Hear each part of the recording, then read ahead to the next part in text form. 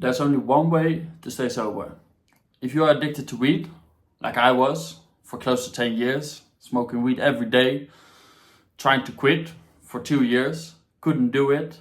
1 year where I was telling myself every single day, today's the last time I smoke weed, this is my last joint, and then the next day I would do it again. This went on for over a year. I was completely lost. There's only one way to stay sober. If you're addicted like I was, and it's simply, well, I shared in your video. Let me give you a short backstory to explain it further, because if you are addicted like I was, it means your whole life is about weed. Everything is about weed. The whole day you're thinking about weed. What weed am I going to get? Where am I going to roll my next joint? How am I going to be able to get home? Or how can I, how would you say it? Make time to reschedule certain appointments or something to be able to get your weed in. You're thinking about ideas how you can, what's the word? Stay away from people. For example, I completely abandoned my family. I never really wanted to visit my parents because then I had to kind of sober up. I couldn't come there all stoned with the red eyes. So I was always like, nah, maybe next week or something. It was fucking insane. Well, that's not what you're here for. You're here for the only reason to stay sober. And that's simply to find something that you're as passionate about as you are about weed. Because like I said, your whole life is about weed. You're only thinking about weed. And if you just take the weed away, you will be left with the only thought of, I cannot smoke weed, I cannot smoke weed. And therefore you still think about only one thing the whole day, and that's weed. So you need to find something else. You cannot only take the weed away, you have to put something back in place, and preferably something stronger, which should be sports, which it was for me, to work out. I said for myself, you have to understand that the most important force behind durable change is your identity. So to stay sober, you have to completely change your identity. You have to redesign your identity and write down for yourself the person you actually want to become, the person you want to be, the person you are going to identify as. That's what I did 2 years ago. I wrote down for myself every single day.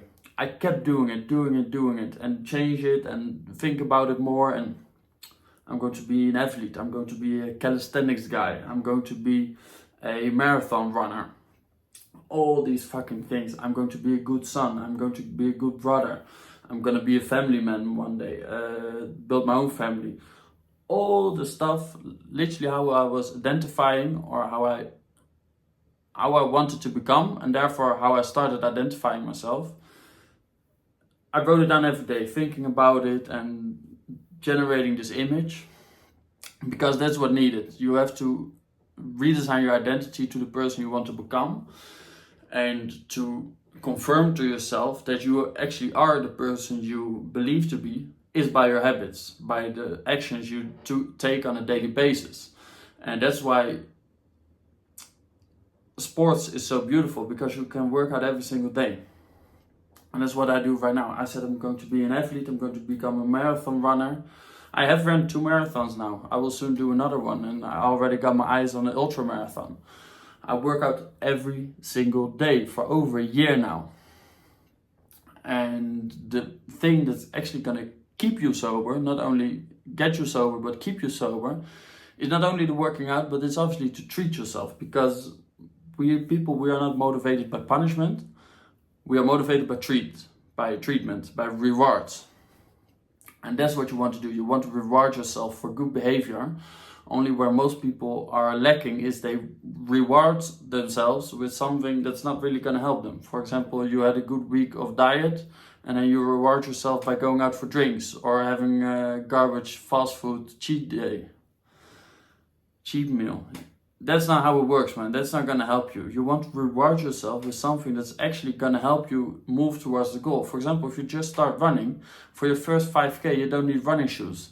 Promise yourself, okay, I'm going to run 5K 3 times this week.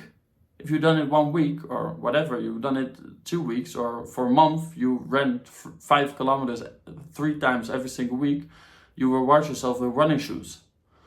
That's the day you put on those running shoes, you say, hey, these are good, I can run quicker, I can run further.